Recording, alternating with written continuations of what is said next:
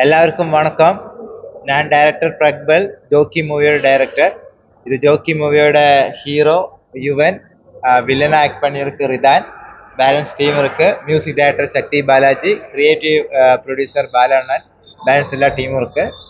அப்போ இந்த மூவி ரொம்ப பாசிட்டிவாக பெரிய ரெஸ்பான்ஸ் இருந்ததில் ரொம்ப ஹாப்பியாக இருக்குது. அப்போ இந்த தியேட்டர் விசிட்டு வரும்போதும் கிடைக்கிற ரெஸ்பான்ஸ் எல்லாம் பெரிய பெரிய ஹாப்பி.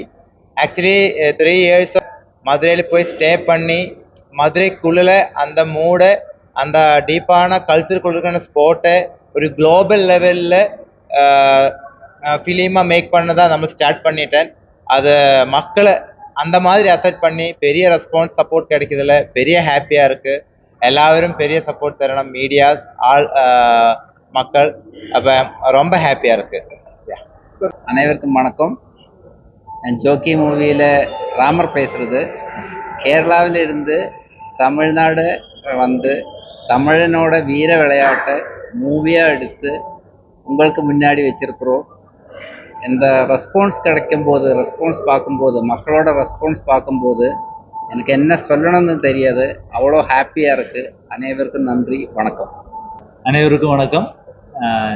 நான் ரிதான், இதில் ஒரு வில்லனை நடிச்சிருக்கோம். I am very happy. இந்த மாதிரி ஒரு ரெஸ்பான்ஸ் கிடைக்குன்னு நாங்கள் எதிர்பார்க்கவே இல்லை. பட் ப்ரெஸ், மீடியா எல்லா இடத்துல இருந்தும் பெரிய சப்போர்ட் கிடைச்சிட்டு இருக்கு.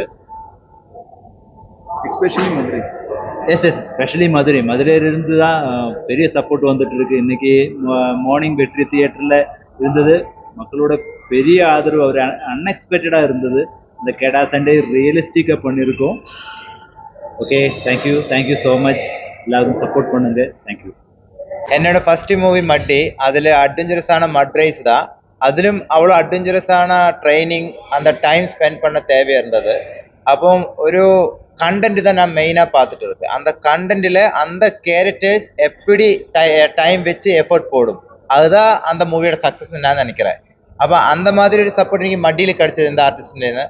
கண்டிப்பாக இந்த கெடா சண்டை வரும்போதுமே அவ்வளோ டைம் நமக்கு தேவை. ஏன்னா நம்மளை பேசிக்கலி ஃப்ரம் கேரளா, அந்த மலையாளிஸ் போய் அது பண்ணும்போது தமிழுக்குள்ளே இருக்கிறவருக்கு தமிழ் மூவியாக தான் இருக்கணும். 100% அவர் பெறக்கூடாது.